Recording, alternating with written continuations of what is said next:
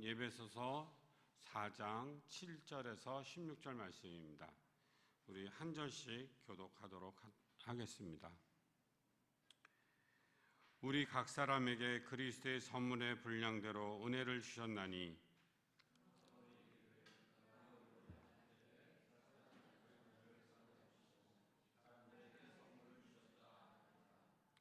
올라가셨다 하셨은즉 땅 아래 낮은 곳으로 내리셨던 것이 아니면 무엇이냐? 내리셨던 것 같고 오신 자니 이는 만물을 충만하게 하려 하시니 그가 어떤 사람은 사도로 어떤 사람은 선지자로 어떤 사람은 복음 전하는 자로 어떤 사람은 목사와 교사로 삼으셨으니 이는 성도를 온전하게 하여 봉사일을 하게 하여 그리스도의 몸을 세우려 하심이라.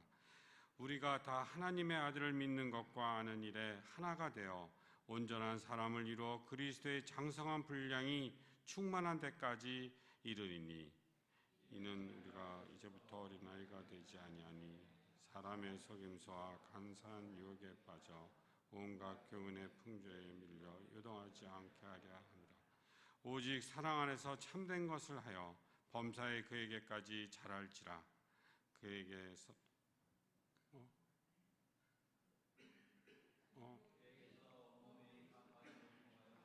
도움을 받았으니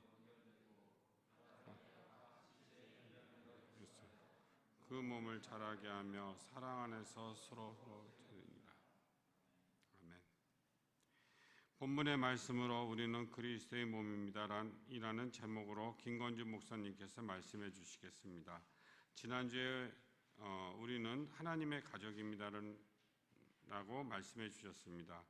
1월은 선한 목자이신 하나님을 의지하라고 하나님의 관계에 대해서 말씀해 주셨고 2월부터는 공동체 안에서 성도들의 관계에 대해서 말씀해 주시고 있는 것 같습니다.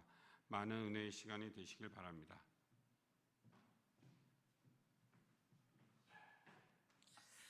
네, 서로에게 인사했으면 좋겠습니다. 새해 복 많이 받으십시오.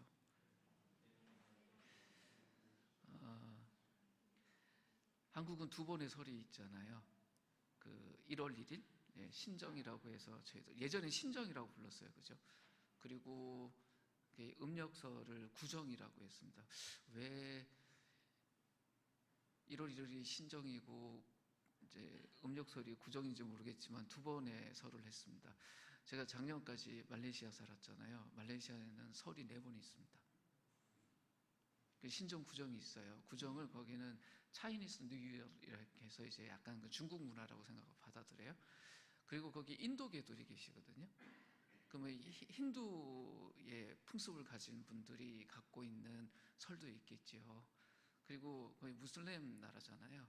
그 무슬림의 설이 또 따로 있거든요. 4번의 설이 있어요. 그러니까 1년에 4번 서로 새해 복 많이 받으세요 인사할 수 있어요. 처음에는 좀 이상했어요.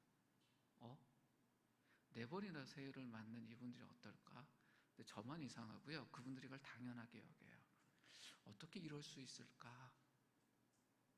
만약에 우리 한국 사람들이 우리 한국에만 산 사람일 경우에 우리가 설을 보내지 않는 날, 옆집의 이웃이 자기 설이라고 해서 초대를 했다. 그럼 이렇게 다가갈 때 기분이 어떠실 것 같으세요?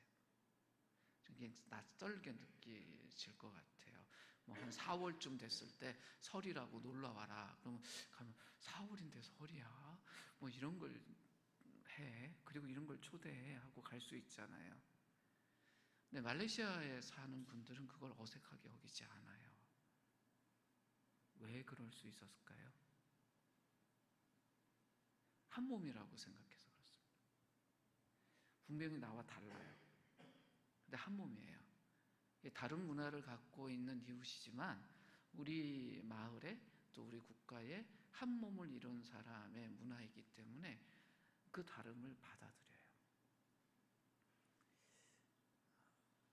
1세기 때 첫 기독교 공동체를 이루고 살았던 분들이 경험하는 세계 속에서 교회 공동체를 이룬다는 것은 굉장히 좀 특별한 경험이었습니다.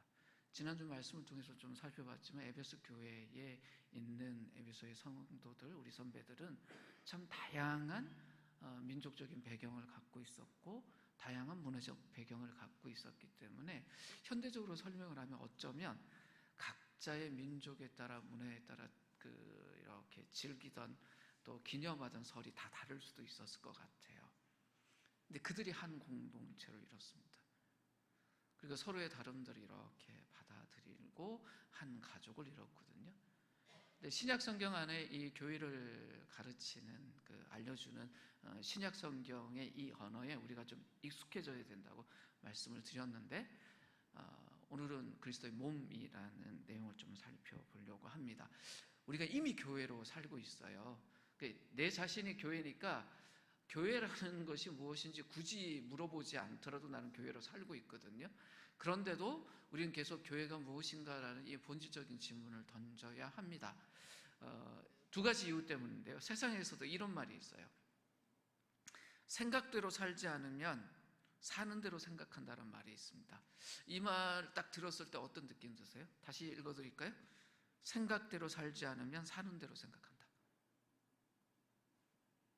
무슨 말일까요? 생각대로 살지 않으면 사는 대로 생각한다. 우리 한국 사람입니다. 한국 사람으로 태어났기 때문에 자연스럽게 우리 속에 삶의 경험들이 쌓이면서 한국식이라는 게 쌓여 있어요. 낯선 누군가 불쑥 옆에 나타나지 않으면 우리가 생각하지 않아도 되는 일들이 있어요. 뭐 그런 거 있잖아요. 매너, 뭐 예의 이런 것들이 우리는 기본적으로 우리가 함께 생각하는 것들이 있어서 그런 것들은 크게 생각하지 않고 삽니다. 당연하다 여기고 살지요. 근데 누군가 나랑 다른 사람이 있어서 내가 평소에 살던 방식으로 대하면 안 될 것 같은데 라고 이런 상황이 벌어지면 우리가 생각해요. 어떡하지? 저 사람인데 내가 어떻게 하면 좋을까? 그럼 생각하고 그 생각한 대로 행동을 해요. 예를 들면 전 늘 걱정하는 건데요. 뭐 이런 일이 생길지 안 생길지. 우리 아들이 있는데 아들이 백인하고 결혼을 해서 며느리가 백인이 됐다. 저는 그런 상상들을 해요. 근데 그 며느라이가 설이 돼서 인사하러 왔다. 그럴 때 내가 그 친구인데 한국말로 인사를 해야 될까? 아니면 영어로 인사해야 될까? 생각할 것 같아요. 아니면 그 친구가 정말 한국말을 잘하면 보통의 한국 사람들 대하듯이 대하면 될 텐데 이런 생각할 거 아니에요. 근데 설에 우리 가족에게 누가 와서 함께 뭐 만남을 갖고 뭐 세배한다고 할 때 우리가 이런 생각 안 한단 말이에요. 다시 읽어드릴게요. 생각대로 살지 않으면 사는 대로 생각한다. 이 말이 뭐냐면 교회가 무엇인지 우리는 이미 알고 있고 교회가 돼서 살지만 교회가 정말 무엇인지라는 본질적인 질문을 던지지 않다 보면 그냥 습관대로 살아요. 근데 우리 공동체는 여러 가지 이유 때문에 교회가 무엇인지에 대한 질문을 계속하면서 살아오게 되었습니다. 어쩌면 이게 복인지도 모르겠어요. 그래서 우리 기도 속에 늘 뭐가 있냐면 우리가 참된 교회 되게 해주십시오라고 기도하게 돼요. 그러다 보니까 우리 성도들 안에 뭐 어떤 중보기도가 필요한 분들의 삶의 하나하나에 대해서 우리가 어떻게 반응해야 될까에 대해서 좀 더 깊이 있게 반응할 수밖에 없는 거죠. 내가 이 사람을 위해서 기도하는 것이 교회의 본질다운 거지, 교회의 정체지, 내가 이 한 사람을 붙들고 기도하는 게 얼마나 중요한 일일까. 뭐 다른 교회도 그렇게 성도가 서로를 위해서 기도하는 시간을 갖겠지만 우리에게 그것이 좀 더 남다른 이유가 무엇이냐면 자꾸 질문하게 되어서 그렇습니다. 신약 성경은 교회가 무엇이다라고 이야기할 때 운유법을 사용해요. 그냥 교회는 이것이다라고 이야기를 하면서 이미 우리가 잘 알고 있었던 무엇을 가지고 교회의 본질 정체를 밝혀줍니다. 지난주에 저희가 살펴봤던 게 교회는 가족이다라는 거예요. 교회가 뭐냐라고 물으면 가족이다. 그 가족다우면 교회다운 거예요. 그런 면에서 한빛교회 지금의 성적을 평가한다면 어떨까요? 가족이랑 정말 가족이에요. 저 여기 와서 이제 2달 지나고 3달째 되잖아요. 가족으로서의 보살핌을 진하게 받은 것 같아요. 근데 서로 간에 그러신 것 같아요. 그럼 좋은 교회예요. 근데 우리 스스로 생각해 봐야 돼요. 가족도요, 아주 가족다운 가족이 있는가 하면 가족이란 이름만 가진 경우도 있잖아요. 이 땅의 교회들 보면 교회란 이름을 가지고는 있지만 교회답지 못한 교회들이 꽤나 있어요.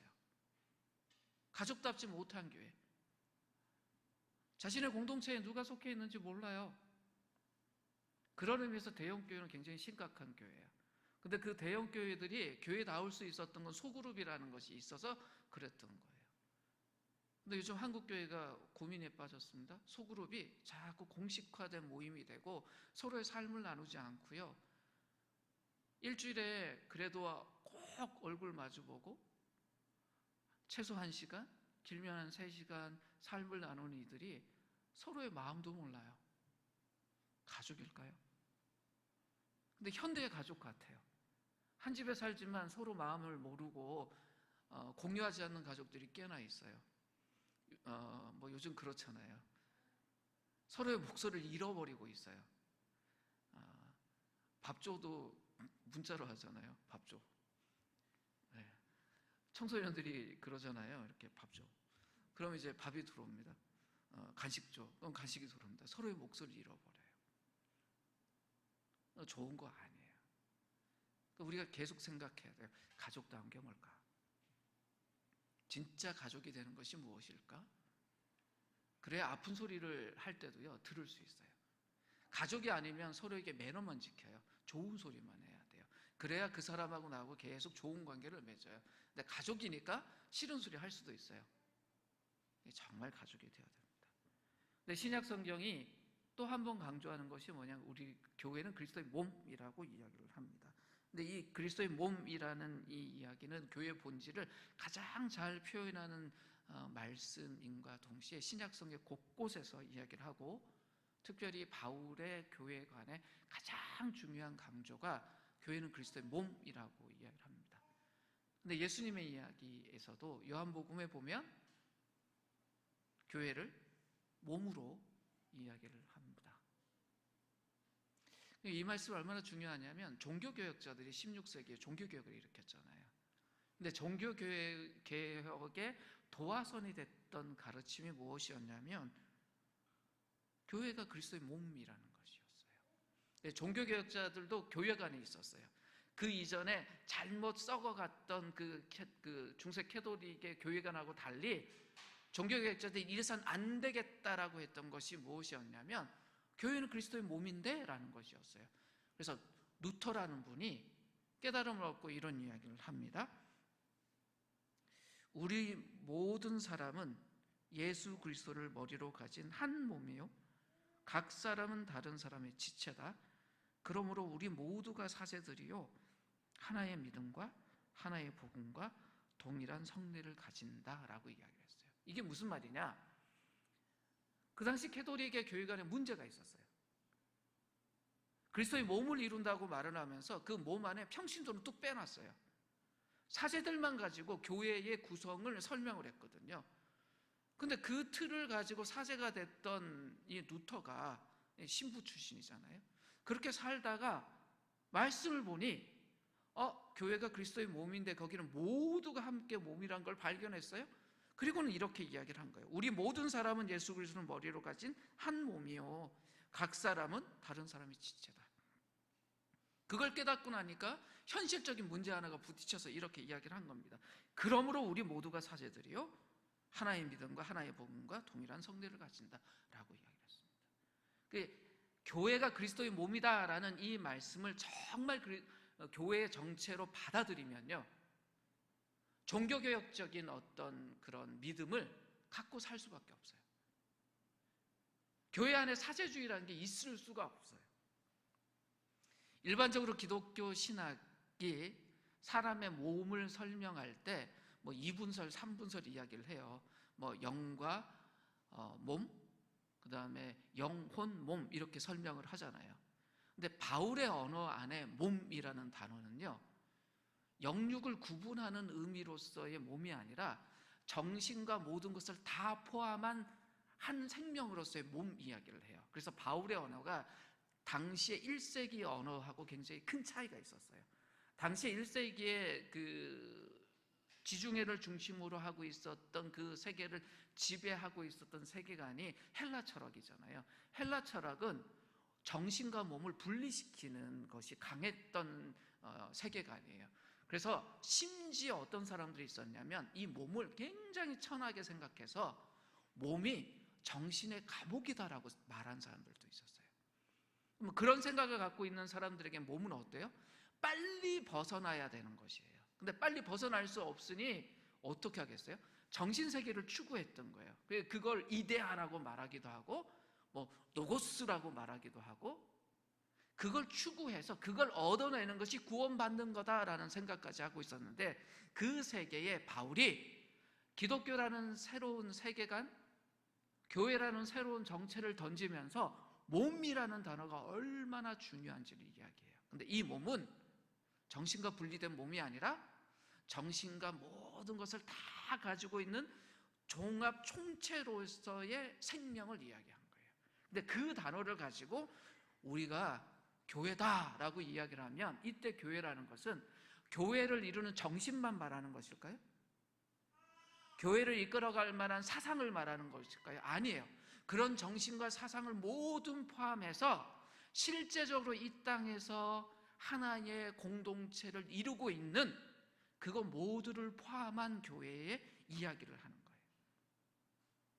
신약 성경에서 몸으로서 교회를 설명할 때는 우리가 이걸 함께 봐야 됩니다. 아, 내용과 겉으로 보이는 모든 것을 함께 담은 것이구나. 현대적으로 이걸 어떻게 이해하면 좋을까 생각했더니 현대의 물건 하나가 이걸 설명해줘요. 컴퓨터예요. 컴퓨터 처음 등장했을 때요, 그 본체 하나 사는데 저 대학 때 살려고 그러니까 100만 원이 넘더라고요. 근데 100만 원 주고 그 본체 사도요, 속에 프로그램이 하나도 없잖아요. 그 본체 하나 사는데 100만 원이 들었어요. 근데 컴퓨터라는 거 샀어요. 근데 그 속에 프로그램이 없으면 얘가 생명이 있나요? 없어요. 뭐 OS도 깔리고 거기 프로그램들이 있어야 돌아가지 않습니까? 그러니까 이 바울이 말하는 몸이라는 이 단어가 껍데기 이 컴퓨터 몸체만 말하는 것이 아니라 그 속에 작동할 수 있는 모든 것을 다 가지고 있는 것으로서 이야기를 하는 거예요. 요즘은 컴퓨터 이 본체보다 속에 있는 프로그램이 훨씬 비싸더라고요. 예전엔 프로그램 공짜로 줬어요. 이 컴퓨터 팔라고. 근데 이걸 다 가지고 있는 거예요. 이 틀을 가지고 오늘 말씀을 좀 봤으면 좋겠는데요. 먼저 7절 말씀 보면 이렇게 기록되어 있습니다. 우리 각 사람에게 그리스도의 선물의 분량대로 은혜를 주셨나니라고 되어 있어요. 바울이 뭘 강조하냐면 우리 각 사람이라고 강조해요. 한 명 한 명 모두에게 그리스도가 은혜를 주셨다. 우리 각 사람 한 사람도 그리스도의 은혜를 받지 않은 사람은 없다라고 이야기를 해요. 교회라는 공동체를 설명하기 위해서 바울이 강조하는 것이 뭐냐면 각 사람 한 사람 한 사람 모두가 그리스도의 은혜를 받았다라고 강조해요. 우리 모두가, 그러니까 내가, 우리 공동체 안에 있는 내가 뭐 우리 공동체 안에서 가장 연약한 사람으로 내가 여길지라도 내가 그 은혜를 받은 사람이다, 그걸 강조를 합니다. 우리 중에 주님의 은혜를 받지 않은 사람은 없어요. 우리뿐만 아니라 이 땅에서 생명을 가지고 사는 모든 사람들이 하나님의 은혜로 생존하고 있습니다. 바울이 이 불신의 세계 속에서 기독교를 이렇게 전달하던 선교사이기도 했잖아요. 사도행전에 보면 이방 철학자 앞에서 바울이 기독교를 변증했던 시간이 있어요. 그때 사도행전 17장 25절에서 바울이 이런 이야기를 합니다. 그분은 모든 사람에게 생명과 호흡과 모든 것을 주시는 분이십니다라고 이야기를 했어요. 하나님을 인정하지 않는 이방의 철학자 앞에서 무슨 이야기를 했냐면 우리 호흡도 사람이 책임지는 거 아니지 않냐, 우리 생명도 사람이 책임지지 않는 거 알고 있지 않냐, 근데 그것을 주시는 분이 있다 라고 이야기를 해요. 인간의 존재나 인간의 생명이 계속 존속되는 것, 하나님 베푸신 은혜의 결과다라고 이야기를 했습니다. 이 땅의 모든 사람이 그런 의미에서는 다 하나님의 은혜를 받은 사람이에요. 근데 오늘 본문에서는 바울이 그 이야기를 하는 것이 아니라 그런 모든 사람에게 주어지는 골고루의 그 은혜 말고 각자에게 주어지신 은혜가 있다. 표현을 어떻게 했냐면 그리스도의 선물의 분량대로 주셨다 그래요. 하나님이 각 사람에게 그 사람에게 분량대로 할당된 은혜를 주셨다라고 이야기를 해요. 보세요. 각자에게 각자의 분량대로 은혜를 주셨다라는 말을 왜 할까요? 모두가 각자의 은혜를 받았다라고 말하는 강조는 뭐냐면 이것이 각자가 받은 은혜가 모두하고 연결되어 있다는 걸 강조하기 위해서예요. 한 사람 한 사람이 받은 은혜가 있는데 이것은 서로가 한 몸을 이루는 데 연결되어 있다는 것을 강조하기 위해서 이 이야기를 해요. 근데 이게 왜 중요하냐면 우리는 우리 기준 가지고요, 자기 기준 가지고 자기 평가할 때가 많아요. 제 키가 171이거든요. 어떨 때는 제 키가 적당하다 생각될 때도 있고요, 어떨 때는 내가 참 작다 생각될 때도 있어요. 근데 이 키라는 게 상대적 개념이잖아요. 제가 작을까요? 클까요? 상처받을까 봐 쉽게 말씀 못 하잖아요. 남자 키 170이면 큰 건 아닌데 왜 저걸 왜 묻지? 뭐 이런 생각하시는 분도 있을 것 같아요. 이거 상대적 개념이에요. 150 되는 사람 앞에 가면 전 큰 사람일 거예요. 근데 180 되는 사람 앞에 가면 전 작을 거예요. 이거 상대적 개념이에요. 많다 적다도 그래요. 제 나이가 지금 많을까요? 53세? 4세 그래요? 많은 나이일까요? 적은 나이일까요? 20대가 보기에는 많은 나이고요, 70대가 보기에는 젊은 나이일 거란 말이에요. 이거 다 상대적 개념이에요. 근데 우리는 자기 자신에 대해서 자기가 가지고 있는 어떤 기준을 가지고 평가를 해요. 그러다 보면 굉장히 우쭐할 수도 있고요, 아니면 아주 작아질 수도 있어요. 그 자기 자신의 기준 때문에 때로는 자기 자신을 굉장히 무익한 존재라고 규정할 수도 있습니다. 내가 한 20년 혹은 30년, 70년 살았는데 난 뭐 한 것도 없고 이룬 것도 없고 별거 없는 사람인 것 같아. 그런 말 할 수 있어요. 기준이 작동한 거죠. 자기 기준이에요. 근데 성경은요, 우리 자신의 가치를 결정하는 기준이 우리 자신에게 없다라고 가르쳐요. 우리가 어떤 존재인지 가치를 결정하는 기준은 하나님께 있어요. 하나님께 있는 기준을 자기 자신에게 가지고 오는 것을 자기중심이라고 말하고요, 성경의 용어대로 하면 그게 죄예요. 그러니까 내가 내 기준 가지고 내가 무익하다고 말하는 것은 하나님의 형상인 나를 내가 내 마음대로 값없다라고 말하는 죄예요. 근데 공동체 안에서 그럴 수 있어요. 자기 기준 가지고 자기가 우리 공동체 안에서 나는 무익한 존재야 라고 평가할 수 있다는 거죠. 그렇지 않습니다. 우리의 존재나 기능은 우리의 주님이신 예수님, 주님이 결정하시는 거예요. 그래서 성경이 우리에게 강조하는 건 뭐냐면 각자에게 하나님이 필요한 은혜를 주셨다라고 이야기를 해요. 그럼 이것이 기준이 돼야 돼요. 내 자신을 볼 때도 그렇고 내 옆에 형제 자매들을 볼 때도 하나님이 각자에게 분량대로 은혜를 주셨다. 그러니 내 자신도 그렇고 내 옆에 있는 형제 자매도 그렇고 다 소중한 사람이다. 그러니까 나도 공동체를 이루는데 유익한 동역자가 될 수 있고 내 옆에 있는 저희도 이 공동체를 이루는데 유익한 동역자가 될 수 있다. 이것을 볼 수 있어야 돼요. 오늘 보면 11절에서는 이렇게 이야기를 합니다. 그가 어떤 사람은 사도로, 어떤 사람은 선지자로, 어떤 사람은 복음 전하는 자로, 어떤 사람은 목사와 교사로 삼으셨으니 이는 성도를 온전하게 하여 봉사의 일을 하게 하며 그리스도의 몸을 세우려 하심이라. 그가 누굽니까? 하나님이에요. 그리스도예요. 그런데 보세요. 다양한 일꾼을 세우셨어요. 사도만 세운 거 아니고 선지자만 세운 것이 아니고요. 어떤 사람은 사도가 돼요. 모든 사람이 사도가 된 게 아니에요. 어떤 사람은 사도가 되고 모든 사람이 선지자가 된 것이 아니라 어떤 사람은 선지자가 되고 또 모든 사람이 복음 전도자인가요? 아니에요. 어떤 사람은 복음 전도자가 돼요. 그리고 어떤 사람은요, 목사 교사가 돼요. 각 사람에게 주신 은혜의 종류와 분량대로 하나님이 다양한 직분을 주시고 그들이 함께 몸을 이루게 하세요. 주님의 은혜가 각 사람에게 분산되어 있어요. 에베소 4장에서 강조하는 게 뭐냐면 주님의 은혜가 각 사람에게 분산되어 있다는 거예요. 그러니까 그 누구도 단독으로 사역할 수 없어요.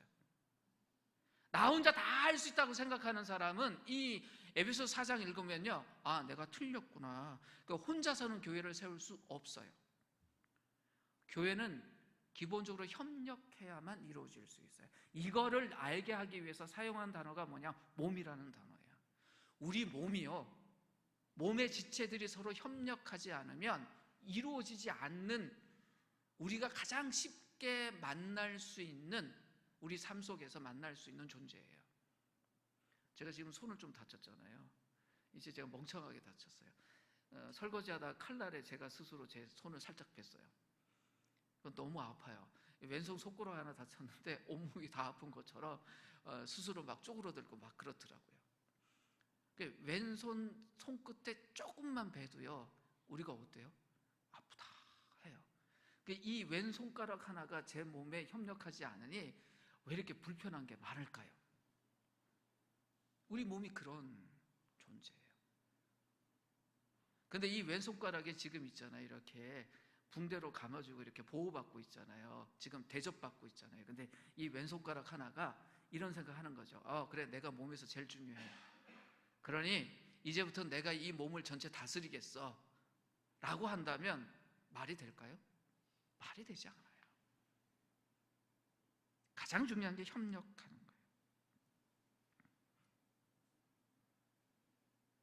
그럼 가장 중요한 게 뭘까요? 서로 비교하지 않는 겁니다. 제 키 처음에 말씀드렸잖아요. 저보다 키가 큰 남자분들이 그럴 수 있어요. 아유, 나보다 키가 작네. 이게 비교하는 거예요. 아유, 키도 작은 분이 참, 뭐 아니면 이렇게 저보다 좀 작은 남자분이 키도 크네, 뭐 이럴 수 있잖아요. 비교하지 않는 거예요. 비교하다 보면 그게 어디로 넘어가요? 시기로 넘어가요. 질투로 넘어가요. 그러다 보면 대립해요. 어느 날 우리 뭐 이렇게 뭐 야유회 같은 거 가서 교회가 뭔가 이렇게 팀을 짜자 그러는데 키로 나눕시다. 그러면은 키가 큰 분하고 작은 분 딱 나눠지면 키 큰 사람들은 싱거워, 키 작은 사람 어째, 이러다 보면 어떻게 돼요? 대립할 수 있어요. 비교하면요, 시기하고 질투하고 대립해요. 그러면요, 분열로 연결돼요. 이런 교회가 건강해질 수 있을까요? 아니, 없어요. 근데 마귀는요, 이걸 잘 알기 때문에 늘 언제나 공동체 안에 소수를 부추겨요. 너 좀 딴 애보다 좀 잘났다, 야.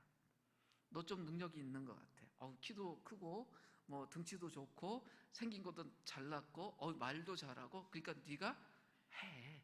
다른 사람 맡기지 말고 네가 해. 그래서 소수를 자꾸 부추겨서 그 사람 뭘 만들어요? 스타 만들어요. 영웅 만들어요. 그렇게 되면 어떻게 돼요? 그 사람 보기 괜찮거든요. 잘생기고 말도 잘하고 설득력도 있고 막 하다 보면 그 사람이 주로 무대에 서요. 괜찮죠?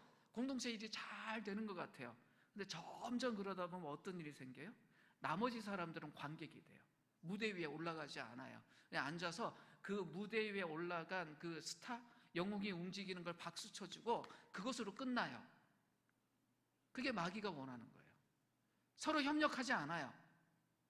구경해요. 구경하는 사람들은 점점 어떻게 될까요?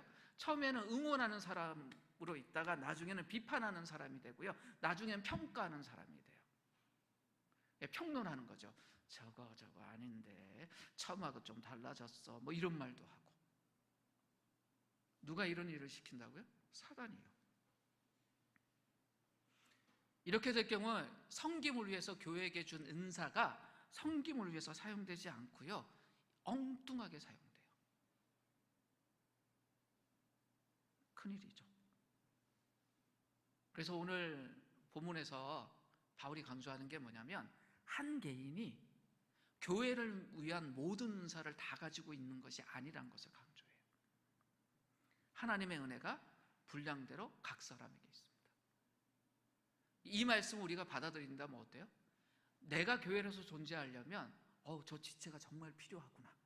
이것과 우리 모두가 교회로서 존재하려면 나도 중요하구나라는 걸 동시에 느껴야 된다는 겁니다. 나에게 주어진 이 개별적인 은혜가 헛되지 않게 하는 것, 그리고 공동체에게 베풀어 주신 은혜가 헛되지 않게 하려면 각자에게 주신 은혜를 감사함으로 받고 그것을 적극적으로 활용할 수 있어야 돼요. 내게 있는 게 작으냐 크냐 멋지냐 숨어 있는 거냐 따질 것이 아니라 그거 가지고 열심히 함께 서로를 존중하고 배려하고 연합하면 됩니다. 그런데 교회를 그리스도의 몸이라고 하면 우리가 오해할 수 있는 게 있어요. 뭐냐면 제 몸을 봐도 이렇게 탁 하면 한 사람의 몸이니까 제 스타일이라는 게 있잖아요. 늘 저러고 다닌다 이런 거 있잖아요. 그러다 보니까 그리스도의 몸 하면 그 몸에 있는 모든 사람은 좀 획일적이어야 되는 거 아닌가, 비슷비슷해야 되는 거 아닌가 생각할 수 있어요. 모든 신자가 똑같은 양식으로 행동하고 살아야 되는 거 아닌가 생각할 수 있어요. 그래서 실제로 보면 획일적인 옷 모양의 옷 입고 행동 양식 가지고 획일적인 삶의 질서를 따라 이 공동체 생활을 하는 소규모의 기독교 공동체들이 지금까지 있어요. 그거 그럴 수 있다고 봐요. 그런데 오늘 본문이 그 이야기 아니에요. 오히려 바울이 말하는 그리스도의 몸은요, 획일성을 이야기하는 것이 아니라 다양성을 이야기해요. 몸의 지체들이 다양한 자신들의 위치에서 다양한 형태의 기능을 가져야 한다. 그 다양성이 함께 모여서 한 몸을 이룰 때 진짜 몸이 된다는 걸 강조합니다. 그러니까 그리스도의 몸이라는 것을 툭 던져놓은 이유가 뭐냐면 1세기 때 있었던 분들이 교회 안 하면서 부담이 있었어요. 이제 내가 뭐에 맞춰서 살아야 되나? 유대인이 아니었던 분들이 굉장히 많잖아요. 나 그럼 유대인이 돼야 되는 건가? 1세기 교회 때 가장 큰 숙제 중에 하나가 뭐였냐면 실제 나 음식 뭐 먹어야 돼? 옷은 뭘 입어야 돼? 그리고 말은 어떻게 해야 돼? 이게 늘 고민이었어요. 평생 페르시아 사람으로 살았어요. 평생 이집트 사람으로 살았어요. 근데 교회에 들어와서 우리가 한 몸이 됐대요. 뭐가 기준이에요? 그럼 제가 입던 옷 다 이제 넘기고 새로운 옷 입어야 되나요? 고민스럽잖아요. 아니에요.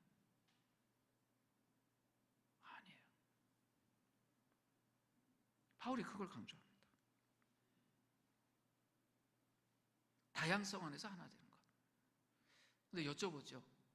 다양한 사람들이 모여서 하나를 이루는 거 쉬운가요? 쉽지 않아요. 이게 쉬우면 강조할 필요도 없어요.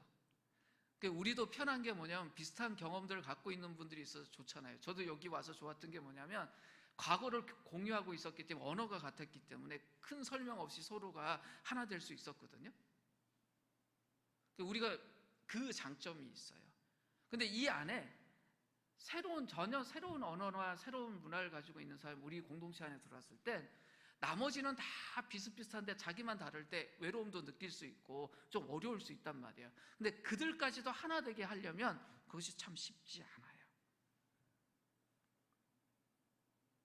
그래서 초대교회도 보면 파당이 많았고요, 분열이 많았습니다. 이게 현실이었습니다.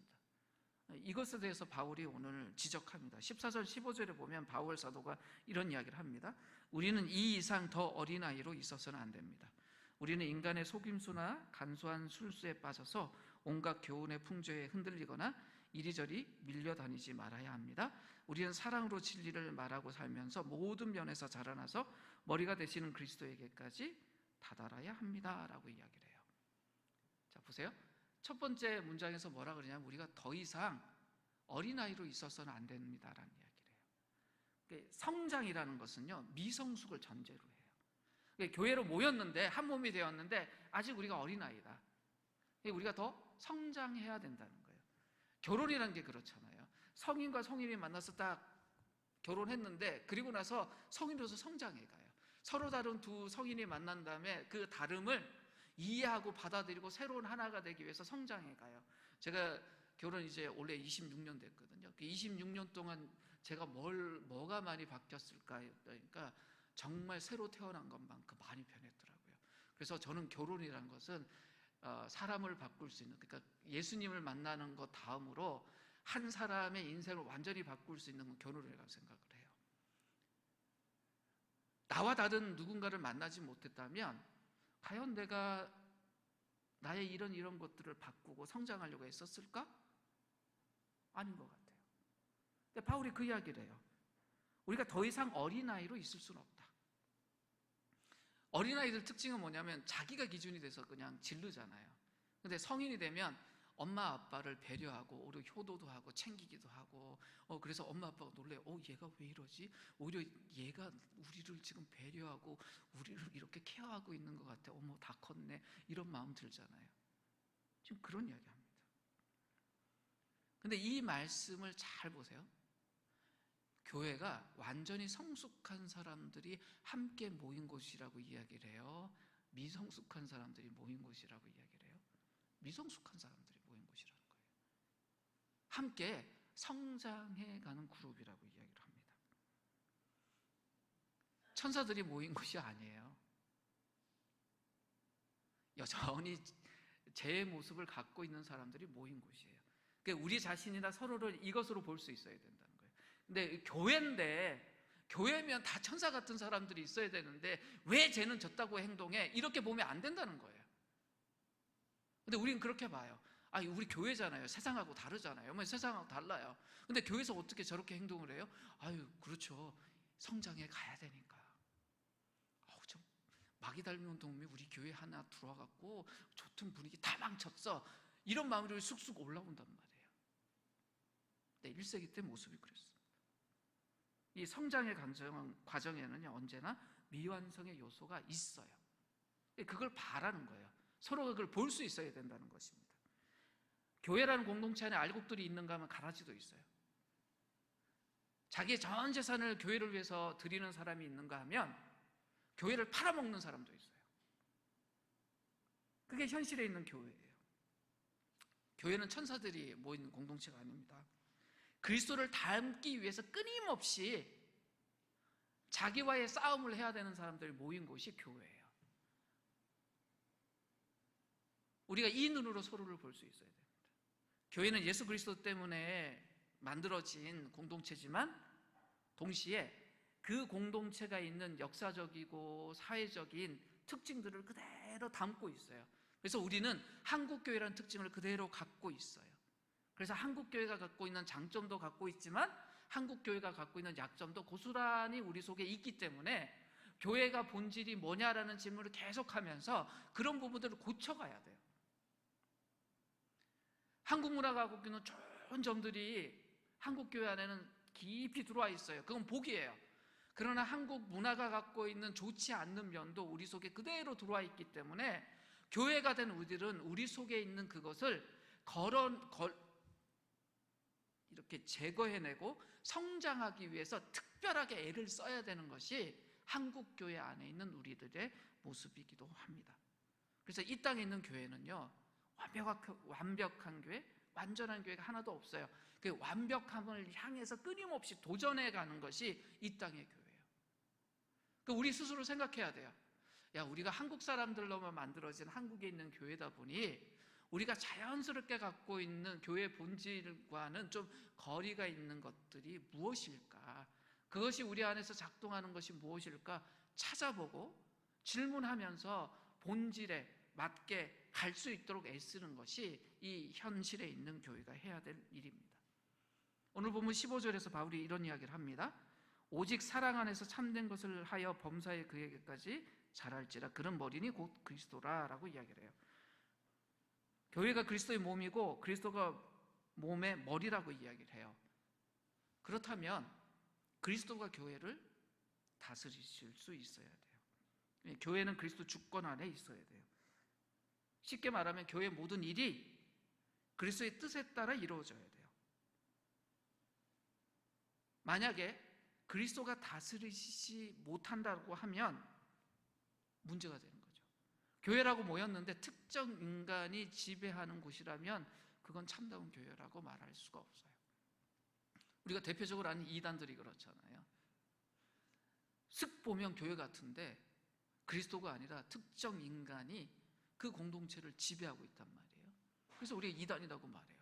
우리하고 똑같은 성경 들고 같은 주일날 모여서 우리가 부르는 찬송 부르고 같은 성경 구절 보고 예배 드리는 거 겉으로 보면 비슷하고 어떤 보면 똑같고 어떤 면에서 우리보다 훨씬 더 나아 보이는데 왜 그게 참된 교회가 아니에요? 그리스도가 아니라 특정 인간이 지배하는 교회라서 그래요. 근데 정통교회라고 불리는 교회 안에서도 만약 이런 현상들이 벌어지고 있다면 그건 옳은 것이 아니에요. 몸이라는 것이요, 내 통제를 따르지 않으면 안 되지 않습니까? 지금 손가락 다쳤는데 제가 생각을 했어요. 그때 오른손을 조금만 조심했으면 왼손에 피해를 안 줬을 텐데. 그러니까 뇌의 이 통제를 내가 조금만 더 잘 받았으면 지체에 피해를 안 줬을 거 아니에요. 그러니까 통제를 잘 받아야 돼요. 교회라는 것이 그리스도의 명령의 권위에 함께 움직여야 합니다. 모든 신자가요, 자기 자신이라는 고유한 정체성을 잃어버리지 않고 함께 한 몸을 이룰 수 있는 가장 좋은 방법이 뭐냐면 각자가 기준이 아니라 그리스도가 기준이면 돼요. 그러면 우리는 우리의 고유성도 그대로 가지고 있고 함께 한 몸을 이룰 수 있어요. 그런데 누군가 한 사람이 기준이 되려고 하는 거예요. 이건 내가 경험을 오랫동안 해봤으니 또 내가 이거는 이렇게 전문가니 내가 기준이다. 그럼 한 몸이 깨져요. 그 개인의 기준을 따라갈 수 없는 사람은요, 관객이 되거나 아니면 멀리 떨어진 존재가 될 수밖에 없어요.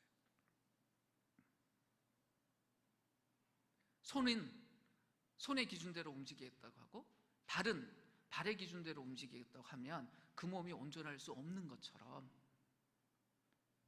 교회 각 지체가 지체 자신이 기준이 되겠다고 하는 순간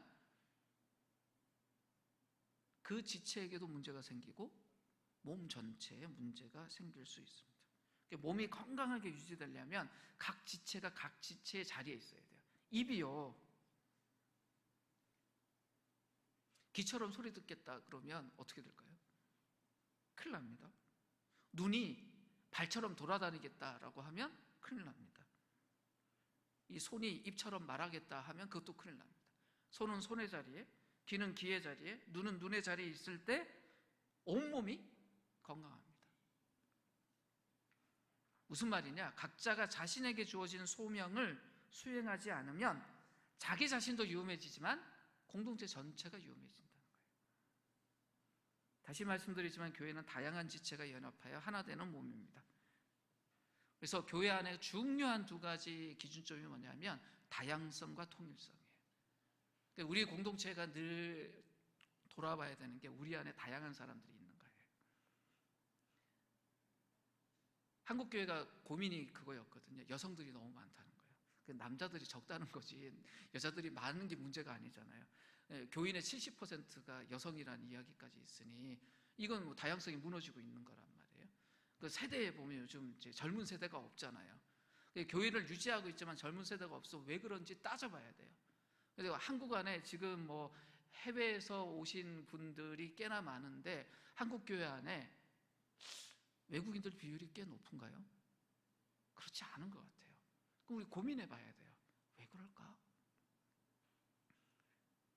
한국말을 쓸 줄 아는 사람들이 한국인의 예배에 못 들어오고 공동체에 못 들어오는 이유가 있다면 그것을 고민해 봐야 돼요. 혹시 우리가 알지도 못한 무엇이 그들을 밀어내고 있는 건 아닌가?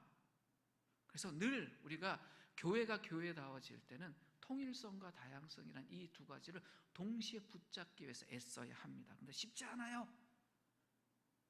서로 다른 사람들이 하나 되는 게 정말 쉽지 않아요. 그럼 어떻게 하면 다양함 속에서도 하나를 이룰 수 있을까요? 이제 말씀을 마무리하면서 그 이야기를 좀 나누려고 합니다. 무엇보다도 중요한 게요, 자기 자신을 비울 수 있는 거예요. 나를 비워서 상대편을 품을 수 있는 것. 성경 안에서 그걸 겸손이라고 말하고 사랑이라고 말해요. 나를 비워서 나와 다른 상대편을 품어서 하나가 될 때 그걸 겸손과 사랑이라고 말해요. 예수님이 그렇게 하셨어요. 자기 자신을 비워서 종의 모습으로 이 땅에 오셨어요. 그래서 모든 사람을 그분의 품 안에 다 품어요. 그럼 교회는 어떤 사람들이냐? 그 그리스도의 모습을 따라가는 사람들이에요. 누가 큰 사람일까요? 이런 사람이에요. 자기를 비우고 자기를 낮추는 사람. 그림 하나를 보겠습니다. 하나님이 사람의 성장을 세는 방식이에요. 우리가 그런 말 하죠. 벼가 익을수록 고개를 숙인다. 벼가 익으면 고개를 숙이는 것처럼 사람은 성장하면 자기를 낮춰요. 자기를 낮추고 비워서 다른 모든 사람을 품을 수 있는 사랑과 겸손을 자기의 정체로 가져요. 하나님은 그걸 기대해요. 그리스도가 그렇게 하셨던 거예요. 우리가 늘 생각해야 되는 게 뭐냐면, 나를 비운다는 게 뭐냐면 이게 난데라고 주장하는 거예요. 이건 나처럼 해야지만 돼라고 고집하는 게 있다면 그거 비우는 거예요. 어떻게 내가 나 아닌 존재가 되겠어요? 이거 있었으면, 이거 아니면 큰일 나. 나의 이것을 누가 건들다면 나는 못 살겠어 라고 생각하는 무엇이 있을 수 있어요. 때로 이런 게 취향이라는 게 있어요. 음악 취향 있을 수 있잖아요. 저는 발라드 되게 좋아하거든요. 근데 힙합 틀면요, 짜증나요. 근데 요즘은 힙합도 열심히 들어요. 힙합 듣다 보니까 좋더라고요. 근데 잘 안 들려서 걱정이지, 이런 거 있잖아요. 음악은 무조건 발라드야. 예를 들어서 가수도 좋아하는 분이 있을 수 있잖아요. 이문세 좋아하는 분이 이문세 외에 다른 노래 틀면 짜증낸다. 이게 자기를 비운다는 거예요. 쟤는 음악을 들어도 맨날 저렇게 부시는 것만 듣냐, 이렇게 이어폰 끼고 있으면 저러다 기나가지. 이게 자기를 비우지 못하는 거예요. 비워도 내가 무너지지 않는 내가 될 때 그건 비워도 돼요. 한국 사람들은 그런 의미에서 비워야 될 게 꽤나 있어요. 근데 남이 지적해서 비우면요, 화나요. 근데 내가 그걸 깨닫고 비우면요, 굉장히 기분 좋아져요. 내가 성장한 걸 알잖아요.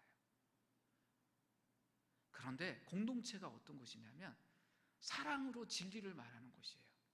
내가 볼 수 없는 부분을 상대가 거울에 대해서 이야기해 주는 거예요.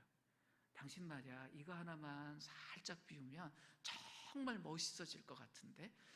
방점은 어디 있냐면 서로가 멋있어지는 데 있어요. 그러다 보니까 서로가 살짝 비우자라고 이야기하는 걸 서로 받아들여 줄 수 있는 데가 공동체예요. 그럼 서로가 멋있어져요. 이게 교회예요.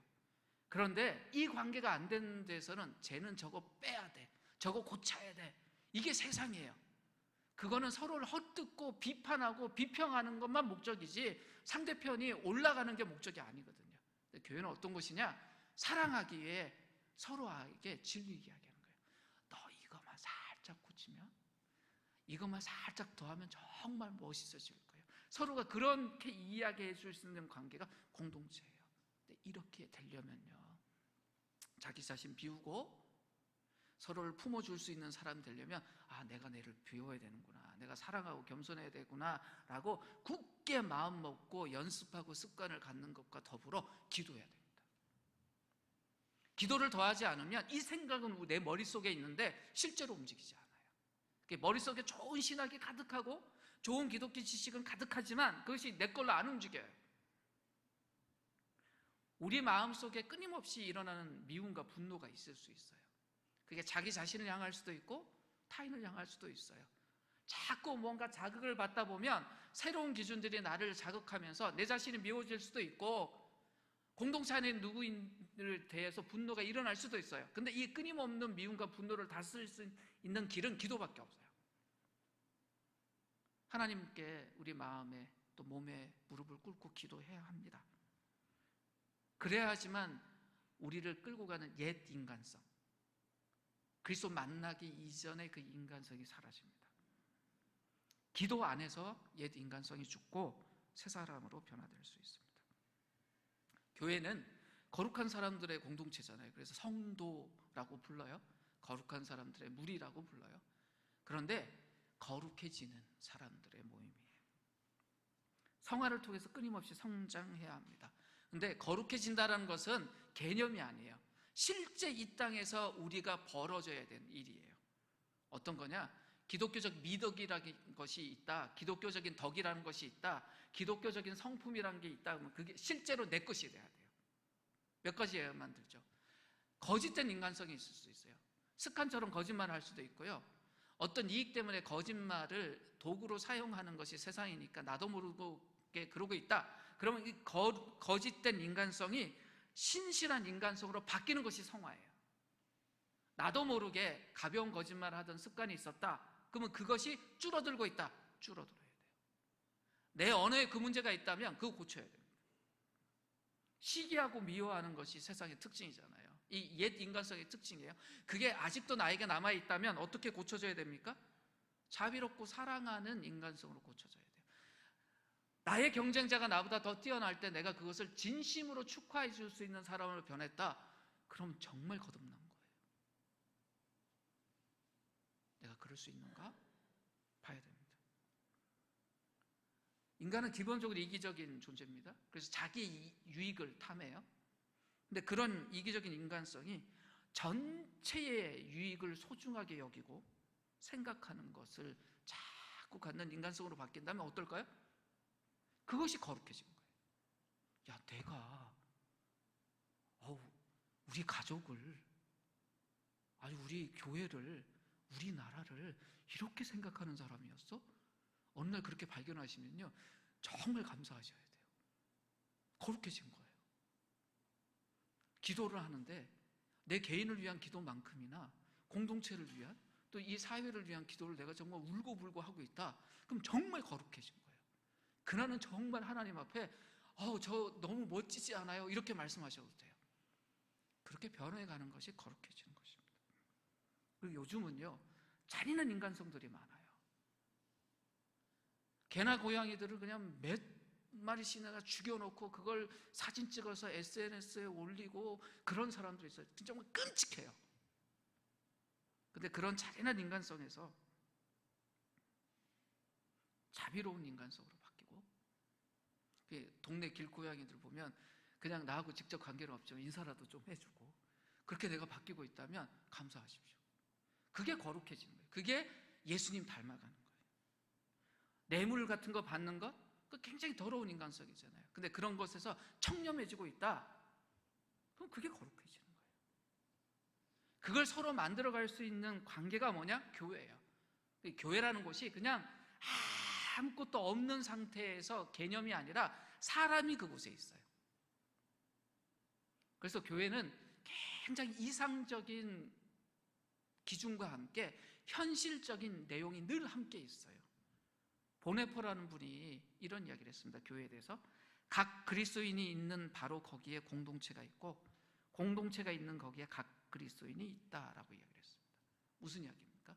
공동체는 함께 있는데 한국교회가 요즘 정말 건강하냐? 그러면 그 한국교회 안에 속해 있는 개별의 그리스도인들이 얼마나 건강한지 보면 돼요. 그리고 한국의 그리스도인들이 얼마나 건강한가 보면 그들이 이룬 공동체가 얼마나 건강한지 보면 돼요. 한국교회에 소속되어 있는 그리스도인들이 얼마나 건강하냐 하면 교회 공동체 전체 건강이 어떤지 보면 되고요. 우리 공동체가 얼마나 건강한지 보려면 우리 공동체에 속해 있는 한 사람 한 사람의 건강을 보면 됩니다. 그런 의미에서 지금 한국교회는 위기입니다. 사회 곳곳에 그리스도인이 있어요. 교회라는 공동체가 있어요. 근데 교회다운 맛은 사라졌다는 것을 우리가 인정할 수밖에 없습니다. 한국교회가 처음 시작하던 그 일제강점기 때 1%, 1.3%라고 말했던 그 소수의 사람들이 한국 사회를 변화시키고 선도했던 그런 모습이 사라진 게 누구 탓입니까? 우리 탓이에요. 내 탓이에요. 그리고 한국 교회 탓이에요. 그리스도의 몸이 그리스도의 몸답지 않아서 생긴 일입니다. 이 땅에 있는 교회는요, 이렇게 참 어려움이 많아요. 아픔도 많아요. 문제가 많아요. 근데 바울이 그 교회를 그리스도의 몸이라고 불러요. 무슨 의미가 있을까요? 이렇게 아픔도 많고 문제도 많은데 교회의 주인인 그리스도는 그 몸인 그 교회를 사랑하신다는 거예요. 우리가 가장 기본적으로 교회에 대해서 가져야 되는 것이 뭐냐면 이 마음이에요. 그래서 우리는 교회가 세상에서 존경받지 못하면 존경받는 교회가 될 수 있게 하기 위해서 애써야 돼요. 포기하는 것이 아니라. 미래의 꿈을 잃어버린 교회가 다시 꿈을 찾는 것, 교회답지 못한 교회가 다시 교회다운 모습을 가져가는 것, 이것이 그리스도가 원하는 것이고, 그것을 자기 가슴에 품고 함께 지체들과 붙들고 그 교회를 이루겠다고 달려가는 것이 정말 그리스도의 몸답게 살아가는 것입니다. 그런 사람들을 통해서 그리스도의 생명이 세상에 드러나요. 이걸 기준으로 한빛 공동체를 보자고요. 우리를 보자고요. 그런 면에서 우리는 특별한 교회예요. 교회로서 상처가 참 많아요. 근데 그 상처가 이제 우리가 앞으로 걸어갈 때 정말 이 땅에 꼭 있어야 될 그리스도의 몸으로서의 현실적인 교회, 그걸 이루는 데 있어서 어쩌면 우리가 걸어오면서 경험했던 그 상처와 아픔이 가장 좋은 동력이 될 수 있는, 근데 실제 그것이 우리의 에너지가 되고 우리가 함께 꿈을 이룰 수 있게 하기 위해서는 오늘 바울이 준 말을 기억해야 됩니다. 우리 각자 각 사람에게 하나님이 분량대로 은혜를 주셨습니다. 우리가 그 주신 은혜에 따라 각자의 소임을 다할 때 개인도 공동체도 성장합니다. 그럴 때 이 세상이 이 땅 안에 있는 그리스도의 몸인 그 교회를 통해서 하나님을 경험해요. 한빛 공동체가 이곳에서 그리스도의 몸다운 교회 공동체를 이루면 세상이 우리를 통해서 뭘 보냐면 하나님을 체험해요. 우리가 늘 선교해야 된다고 말을 하잖아요. 우리의 존재로 선교하는 거예요. 우리가 그리스도의 몸다우면 세상이 하나님을 만나요. 그것이 우리의 존재로 선교하는 거예요. 우리가 그걸 이루며 살면 좋겠습니다. 교회로 부름받은 우리가 그리스도의 몸이라는 이 교회의 정체로 살아갈 때 세상이 우리에게서 하나님을 본다는 것을 기억하고 우리가 서로에게 몸으로서 대해야 됩니다. 저 지체가 있어야 내가 살고 내가 있어야 저 지체가 사는구나. 우리가 서로 그렇게 몸으로서 서로를 대해야 되겠구나. 옆에 있는 분들 한번 보시겠어요? 저 말고요. 옆에 있는 분들 한번 보십시오. 서로가 있어서 우리가 삽니다. 이 공간에 있는 그 어떤 누구도요, 무익한 존재가 없어요. 그 존재가 있어서 살아요. 그걸 기억하시고요. 우리가 서로에게 저희 때문에 내가 살구나, 그리고 나 때문에 저희가 살구나, 이걸 생각하면서 이 세상에 그리스도의 몸을 드러내며 사는 우리 개인과 공동체가 되었으면 좋겠습니다. 이제 함께 기도할 때 하나님께 그런 마음으로 기도를 했으면 좋겠어요. 21세기 이 한복판에 우리 교회를 두셨고 이 공동체 안에 나를 두셨는데 내게 주신 은혜를 내가 발견하고 잘 따르게 해주십시오라는 기도뿐만 아니라 지금 이 시대에 나와 우리 공동체에게 주신 하나님의 마음을 내가 알고 그 마음을 따라 살겠습니다. 이 마음 품고 이 시간 함께 우리 개인과 공동체를 하나님께 올려드리면서 기도했으면 좋겠습니다. 함께 기도하겠습니다.